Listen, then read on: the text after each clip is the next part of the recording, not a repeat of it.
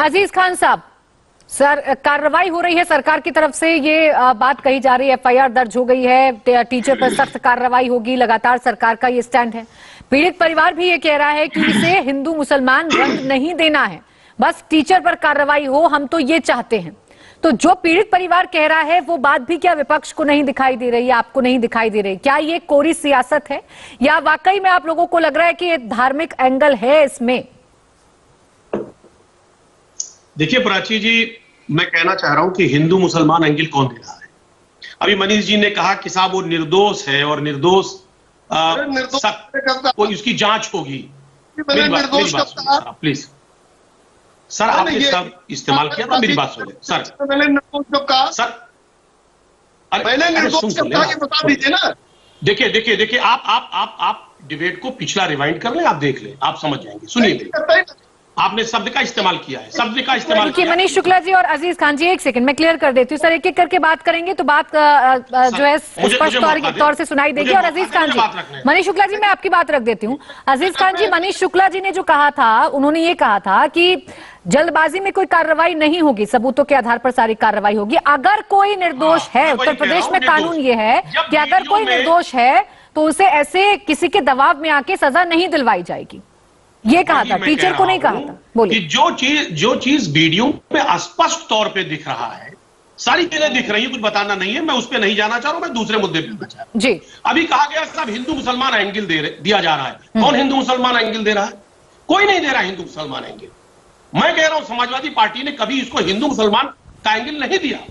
Samajwadi party का सिर्फ मानना है कि आज जिस तरह बीजेपी ने नफरत का जहर घोला है लोगों के मन में, आप देखिए टीचर जो इस मुल्क को कहीं ना कहीं उस मुल्क को बनाने में उसका बहुत बड़ा अहम रोल है, लोग उसको आइडियल मानते हैं, आदर्श मानते हैं। आज आप देखिए कि उस टीचर के मन में किस तरीके से वो विकृत मानसिकता से लिप्त वो महिला है कि कहीं ना कहीं वो जो नफरत का माहौल बीजेपी ने पैदा किया, उससे कहीं ना कहीं वो पीड़ित है। वो दिख रहा है, उसके शब्दों में दिख रहा है, उसके हाव भाव में दिख रहा है। मकसद ये कहने का है कि आप देखिए रास्ते चलते हुए लोग मार दिए जा रहे हैं, ट्रेन में हत्या हो जा रही है, मॉब लिंचिंग हो रही है। क्यों?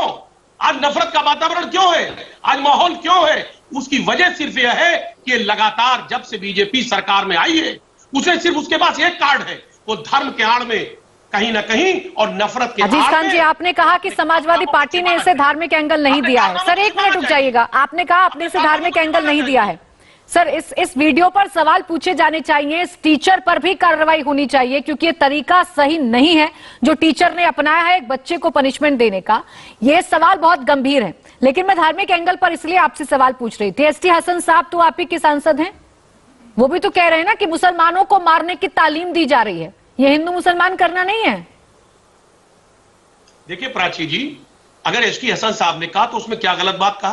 क्योंकि वो महिला कहीं ना कहीं धार्मिक एंगल अभी आपने डिनाई किया है अजीज खान साहब। सुनिए सर, पहले मेरी सुनिए सर, पहले मेरी सुनिए। अभी आपने कहा कि हम हिंदू मुसलमान नहीं कर रहे, समाजवादी पार्टी का एक नेता हिंदू मुसलमान नहीं कर रहा। अब आप कह रहे हैं इसमें हर्जी क्या है? पहले आप तो तय कर लीजिए आपका स्टैंड क्या है। अरे भाई आप मुझे स्पष्ट करने दें। देखिए वो महिला स्पष्ट तौर पे धार्मिक एंगल ले रही है, लेकिन ये उसका दोष नहीं है, उसकी वो मानसिकता कहीं ना कहीं उसकी विकृत मानसिकता है। वो आखिर ऐसा हुआ कैसे? एक टीचर, एक शिक्षिका के मन में ऐसी बातें आ ही क्यों रही है? उसकी वजह सिर्फ ये है कि जो नफरत का माहौल चारों तरफ है, वो कहीं ना कहीं उससे भी वो महिला पीड़ित है। आज वो शिक्षक है, शिक्षिका है, और एक शिक्षिका अगर इस तरीके की बर्ताव को कर रही है तो यकीनन दुखद है। अजीज खान साहब, आपका दुख, आपकी चिंता, आपके सारे सवाल वाजिब हैं, लेकिन सर जो एक पीड़ित पिता नहीं देख पा रहा, जिस बच्चे की पिटाई हुई है वो नहीं देख पा रहा, वो महसूस नहीं कर पा रहा कि इसलिए बच्चे को मारा गया है क्योंकि उसका धर्म उसके आड़े आ रहा था, वो बात अजीज खान साहब को कैसे नजर आ रही है? ये बताइए ना सर। पीड़ित परिवार से ज्यादा तो शायद आपको दर्द नहीं हो रहा होगा, एक पिता से ज्यादा तो आपको महसूस नहीं हो रहा होगा।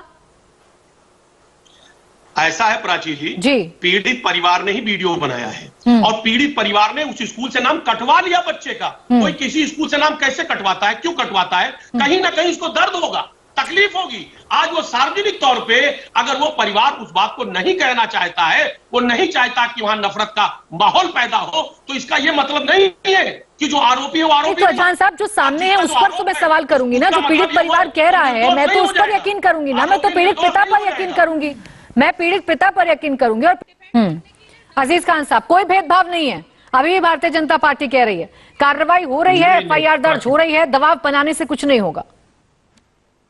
आज तीसरा दिन हो गया, कार्रवाई क्या हुई? अभी कोई कार्रवाई हुई, गिरफ्तारी हुई?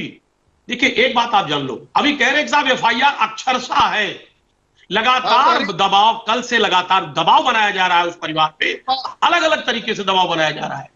जाहिर सी बात है कि गांव के रहने वाला एक शख्स है, उसमें तमाम बड़े बड़े नेता अगर दबाव बनाएंगे तो निश्चित तौर पे वो शख्स टूट जाएगा। और आज ये परिस्थितियां पैदा हो रही है।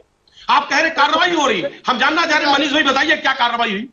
नगर में ये गिरफ्तारी तक नहीं हुई, कार्रवाई के नाम पे क्या हुआ? अपराधी गिरफ्तार हो जाए और आजम क्या हुआ? सरकार नहीं है सर, कार्रवाई के नाम पे बताइए क्या हुआ? कौन सी कार्रवाई हुई अभी तक? आप बताइए कौन सी कार्रवाई हुई? कार्रवाई के नाम पे क्या हुआ? संविधान के तहत कार्रवाई चल रही है। कौन सी कार्रवाई हुई बता दीजिए आप।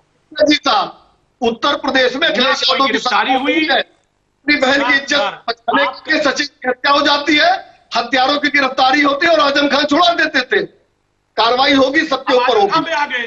अब यही तो सबसे बड़ी समस्या है कि आप 70 साल पे चले जाते हैं, आज मौजूदा परिस्थिति का जवाब नहीं देना चाहते, आप 70 साल की बात करने लगते हैं। देखिए जो वाकई में दिक्कत है, जो कानून व्यवस्था की दिक्कत है, जो आपकी दिक्कत है, जो मानसिकता की दिक्कत है, वो लगातार बरकरार है। अजीज खान जी, खत्म कर सकते। अजीज खान जी, आप कहीं ना कहीं एक सवाल मेरा सर आपसे है, एक बहुत छोटा सा सवाल है, बहुत गंभीर बात आप लोग कह रहे हैं। सर सुनिए ना एक मिनट, एक सेकंड अजीज खान साहब, बहुत छोटे छोटे सवाल पूछूंगी, स्पेसिफिक जवाब दीजिएगा। आपकी नजर में मौजूदा सरकार उत्तर प्रदेश की वो पक्षपात कार्रवाई करती है, सिर्फ एक पक्ष की सुनती है, हाँ या ना? आप खुद बताइए। नहीं सर, मैं आपसे पूछ रही हूँ ना, मैं बताने के लिए नहीं बैठी, मैं पूछने के लिए बैठी हूँ। हाँ ना, मैं बता दीजिए। बड़ी पत्रकार हैं, हाँ। आप देख रहे हैं यही। अरे सर, मैं आपसे सवाल करने बैठी हूँ, मैं कितनी बड़ी पत्रकार हूँ ये नहीं जानने बैठी। आप पहले सवाल का जवाब दीजिए, हाँ या ना? देखिए इस सरकार का सिर्फ एक काम है, हाँ, बांटो और राजनीति करो। ठीक, सुनिए ना सर, एक मिनट, जब पीड़ित परिवार के साथ इतना गलत हो रहा है सर, एक मिनट अजीज खान साहब, एक मिनट, आप कह रहे हैं कि पीड़ित परिवार पर बड़े बड़े नेता दबाव बना रहे हैं। अरे तो सर मेरा सवाल तो लेंगे ना आप सवाल ही नहीं ले रहे हैं। आप बोलिए। इतने बड़े बड़े नेता पीड़ित परिवार पर दबाव बना रहे हैं, ये आपने भी कहा, तो सर अगर ये सरकार नहीं सुनेगी तो सुनवाने का काम किसका है? विपक्ष का। तो आप जाइए ना पीड़ित परिवार के साथ। काम विपक्ष करेगा? विपक्ष की भूमिका जिम्मेदारी नहीं होती क्या कोई? आप किस लिए विपक्ष हैं फिर? जनता ने, अरे सुनिए ना, जनता ने मुख्यमंत्री बनाया, प्रधानमंत्री बनाया इसीलिए कि विपक्ष काम करे, विपक्ष काम करे। अरे भाई, लोकतंत्र में विपक्ष की एक अहम भूमिका होती है, फिर आप किस लिए विपक्ष में? अगर आपको लग रहा है कि कहीं पे सरकार सही तरह से काम नहीं कर रही है तो आप उस मुद्दे को उठाइए, जिम्मेदारी निभाइए अपनी। भाई विपक्ष काम करे, ये सत्ता पक्ष की जिम्मेदारी है कि विपक्ष की जिम्मेदारी है? नहीं अजीज खान जी, इसीलिए मैंने आपसे पहले सवाल पूछा था, क्योंकि मुझे पता है कि मैं जैसे आपसे सवाल पूछूंगी आपका जवाब यही आएगा। आपकी नजर में तो ये पक्षपात करते हैं ना कार्रवाई? आपको तो पता है कि भारतीय जनता पार्टी नहीं सुनेगी चाहे कुछ भी हो जाए, तो सर कोई तो हाथ पकड़ेगा ना पीड़ित परिवार का, कोई तो जाएगा ना। सवाल है, ताकत है नहीं, हम जानना चाहते हैं समाजवादी पार्टी के पास क्या ताकत है इस वक्त, आप मुझे बताइए। सर मैं ताकत की बात नहीं कर रही हूँ, मैं सिर्फ इतना कह रही हूँ। अजीज खान साहब कहां से कहां घुमा गए सर बात को। सर सुनिए, अरे सर सुनिए, हाथरस और लखीमपुर कांड का आप लोग जिक्र करते हैं ना कि आप लोगों ने सड़कों पर उतरकर, अरे रुकिए भाई सर, आपने न्याय दिलाया तो यहाँ भी न्याय क्यों नहीं दिला देते एक बार? मैं कह रहा हूँ पीड़ित को न्याय नहीं दिलाना चाहते, वो नहीं चाहते पीड़ित को न्याय मिले। अरे तो आप लोग तो चाहते हैं ना कि न्याय मिले, तो आप सड़कों पर आवाज उठाइए। अगर कहीं पे भेदभाव हो रहा है धर्म के आधार पर बच्चों के साथ, तो विपक्ष की जिम्मेदारी है कि आप हर एक जाति धर्म के लोगों के लिए, ये जिम्मेदारी नहीं है आपकी। आप विपक्ष की जिम्मेदारी, आप सिर्फ टीवी चैनल पर बैठकर आप सिर्फ बहस करेंगे, लोगों को इंसाफ नहीं दिलाएंगे। आपको लग रहा है कहीं पे भी अगर नाइंसाफी हो रही है तो आप सड़कों पर उतरिए। सिर्फ और सिर्फ आप हाथरस जैसे चुनिंदा कांडों में जाएंगे जहां पर राजनीतिक समीकरण आपकी सटीक बैठती है, यहाँ पे नहीं बैठेंगे। यहाँ पर आरोप लगा रहे हैं तो आप उतरिए ना। अगर कहीं पे इंसाफ नहीं हो रहा है तो जमीन पर उतरिए। आ रही हूँ डॉली शर्मा जी, अगर इंसान, अगर सत्ता पक्ष का शख्स अगर वो कार्रवाई नहीं करना चाहता है तो विपक्ष जान दे दे, कुछ भी ऐसा कर ले। नहीं है, ये लोकतंत्र है। यहाँ पर अगर आप हक के लिए आवाज उठाते तो इस देश में बड़े बड़े आंदोलन हुए और तख्ता पलट हुए। अगर आप सही हैं तो आप साबित कीजिए ना। ये किस तरह का विपक्ष है कि सड़कों पे हक की आवाज नहीं उठाना चाहता, 700 या किसान सिर्फ आप माहौल बिगाड़ना चाहते हैं? ये निकल कर आता है। 700 किसान शहीद हो गया, 700 किसान शहीद हो गया। किसकी वजह से? किसकी वजह से? आप लोगों ने लोगों को, जनता को भड़काकर सड़कों पे बिठाया अपना एजेंडा अब पूरा करवाने के लिए। मैं कह रहा हूं मणिपुर से लेकर हरियाणा तक जल रहा है। आप देखिए आज उसका असर। अजीज खान जी, अच्छा चलिए ठीक है सर, मैं ये सवाल मनीष शुक्ला जी से पूछ लूं, उसके बाद आ रही हूं डॉली शर्मा जी। बहुत छोटा जवाब दीजिएगा मनीष शुक्ला जी, 1 मिनट, बहुत छोटा जवाब दीजिएगा मनीष शुक्ला जी कि ये काम भी क्या विपक्ष का है?